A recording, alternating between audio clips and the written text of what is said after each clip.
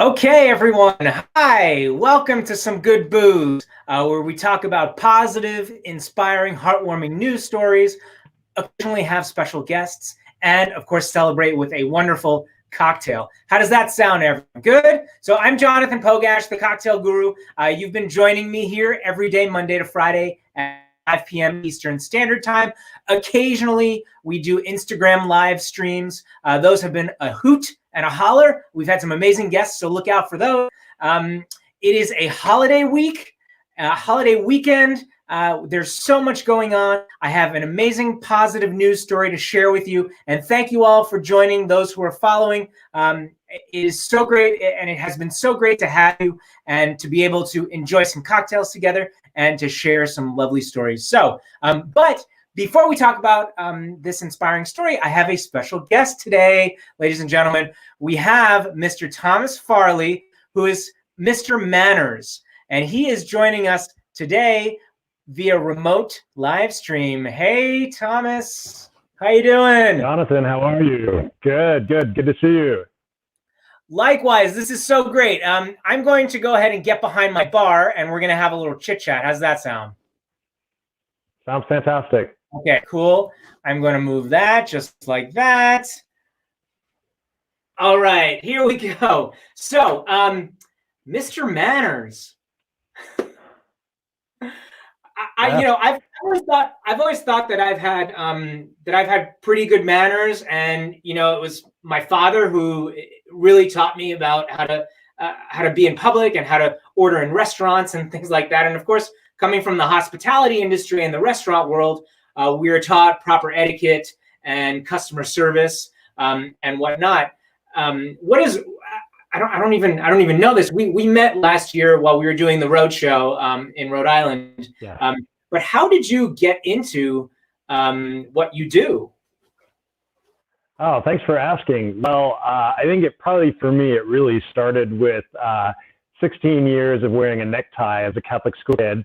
That was where the manners really began. But no, I wound up becoming a features editor at Town and Country magazine. And while there, one of the columns I was put in charge of was a column called Social Graces. And the whole spin on it, and what I loved about it so much, and what I continue to do in my work now, it's not about fussy etiquette. It's not about silverware or place settings. It's truly about everyday issues of kindness and consideration and the way we can think out for other people, which at this time with coronavirus, I think is triply important. So that's where it began. And I now am a regular guest, privileged to be a regular guest on so many morning shows across the United States, and on the verge of launching a newspaper column. I just started a new podcast, the What Matters Most podcast. So I address everything from nacho etiquette to what to wear if you're going to a company beach outing and everything in between. That is awesome. So I wanted to share a quick positive news story for everyone and for all of those followers who are watching. Thank you, everyone, for joining, by the way. So for those who may not know, today is National Sibling Day. So we honor our siblings. My sister, Jessica, I love you, and thank you so much for being my sister. So thank you. Do you have any siblings, Thomas? I sure do. So I'm one of four, and we're all a year apart. So from me as the oldest to my youngest brother, it's just a little bit over 4 years. So we're very close in age and all very, very close to one another. We're not seeing each other these days, of course, but in normal times, we see each other quite a bit. Right. I know. Same here. We're not seeing people that we've been seeing on a regular basis, obviously. And with the holidays, we have Passover and Good Friday and Easter. How are there any particular is there etiquette or manners that we can keep in mind to kind of lift our spirits, to kind of allow us to remain happy throughout the time that we're social distancing? For me specifically, I was always told, and I try to practice it as much as I possibly can, to smile, and that could sort of innately brighten your mood. Yes. Yeah. So a smile is huge. Jonathan, it's such a great question. There are so many things that all of us can be doing at this time, because People are feeling anxious. People are feeling scared. People are feeling isolated. So manners and etiquette play a more vital role now than ever. And yes, absolutely, for those occasional jaunts that you're making to the big box store or to the grocery store while social distancing, of course, a smile is essential. I've witnessed it. I live in Manhattan. I've witnessed it myself going out to the grocery store, and people are looking at each other so warily, like the person on the sidewalk just stepped out of a leper colony. And yes, we want to socially distance. I prefer, frankly, I think the term social distance is a little bit misleading in terms of what we really want to be doing.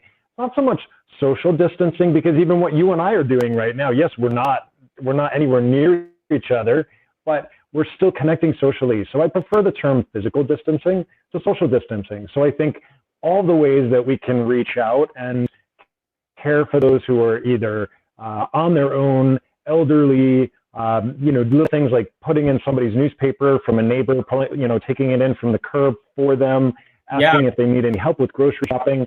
These are all little things that we can do while we, of course, mind our own safety and our own health. That's vital. But, I think in times of trouble, I think that's where we can see the best in people, but it's also when we can see the worst. So I'd encourage all of your fans to mind how they're acting when they're out in public, and when they're private, back at home with their families that they're underfoot with, probably for far more hours than they ever imagined they would be, with kids schooling at home and people working from home, to just be a little bit extra patient and thoughtful and considerate, and look at this time as not something that's permanent, but an opportunity to burnish our relationships for the better. Right. And, a couple of my regular viewers here, Bobby and Fred, they just signed on, and Fred brings up a really good point. It's hard to see a smile under a mask. Well, it's funny you say that, but what I would say to your regular fans there, I think that I would encourage everyone to practice smizing. So this is something that Tyra Banks, the supermodel, is famous for doing. Smizing is smiling with your eyes. So Tyra, of course, she's a highly paid supermodel, but she can stand on a red carpet and she can have her mouth just completely at rest, and yet her eyes just glow and show a smile. And I promise you, even if you're wearing a mask, you may not be seeing the arc of the lips actually moving up, but what you will certainly see is the light come on in the eyes, the twinkle come on in the eyes. So even if you're wearing a mask or a bandana or a scarf, still smile and try the smize for size. Wow, smize. I'm definitely going to try. I'll have to train myself. Obviously, I just tried to do it a second ago and it failed miserably. But I'll have to try and train myself to do that. Oh my goodness, that is insane. Are there?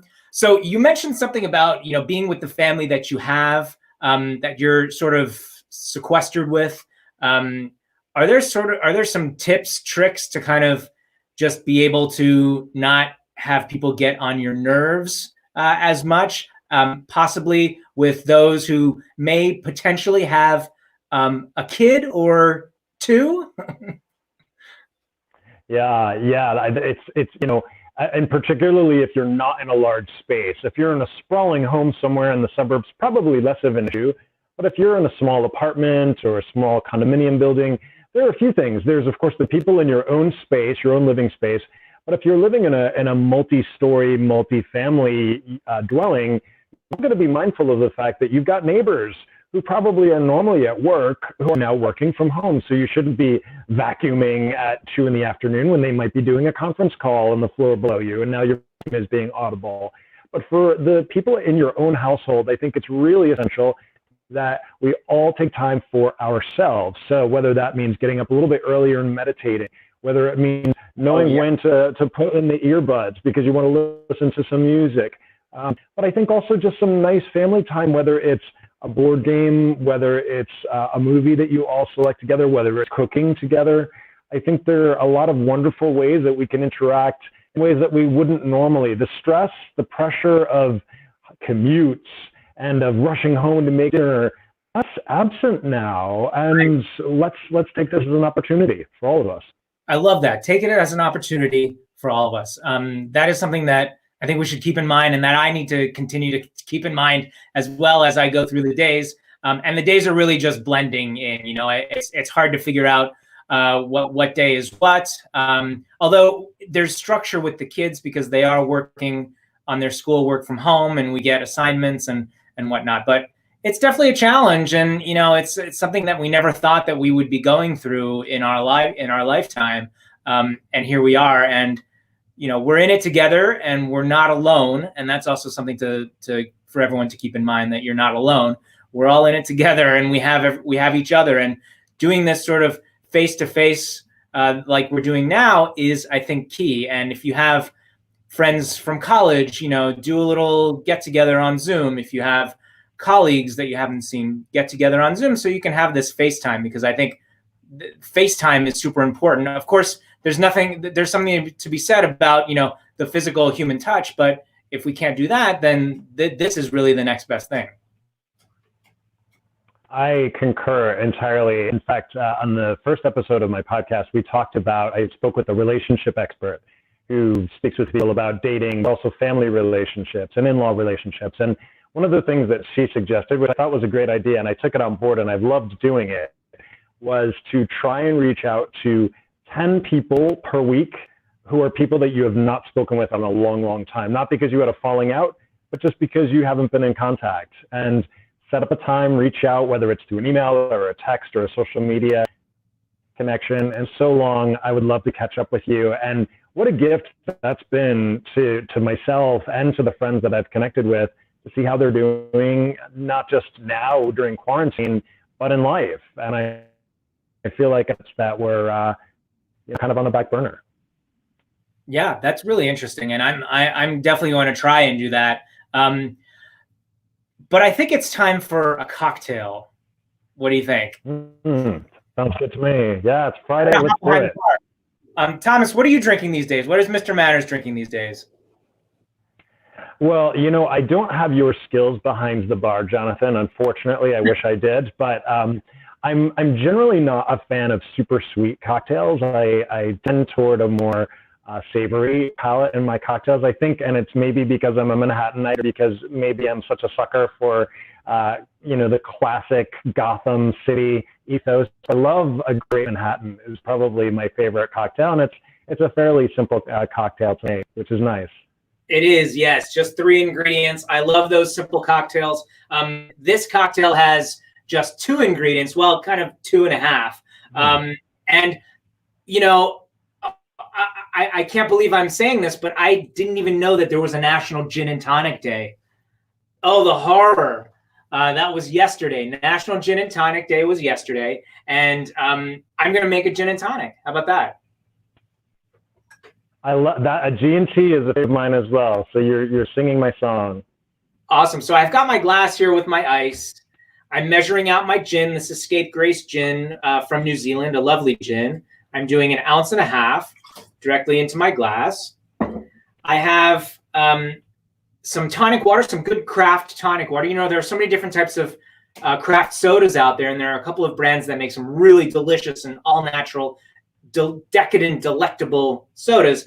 This is called Q Tonic, and this is their elderflower tonic water. And I don't know if you've ever seen this before. This is called Ballure. This is the butterfly pea flower extract. They make teas out of it. You can get the dried flowers. It doesn't have much flavor. It has a touch of sweetness, but it's a natural blue color. It comes from the butterfly pea flower, which is in the violet family. And anytime it mixes with any sort of acid, it really makes the drink pop with a beautiful, and you'll see right now, just a beautiful purple color. I don't know if you all can see that. Oh, that's gorgeous. It's this beautiful light pinky purple. And I have my lime wedge, which you can place on the rim of your glass, just like that, right? And this little slit in the middle is called a courtesy cut, so that it's the courtesy that the bartender, that the person is making for you to have that garnish on the side, right? Manners. But what I like to do is I didn't know that. Yeah, courtesy cut, right?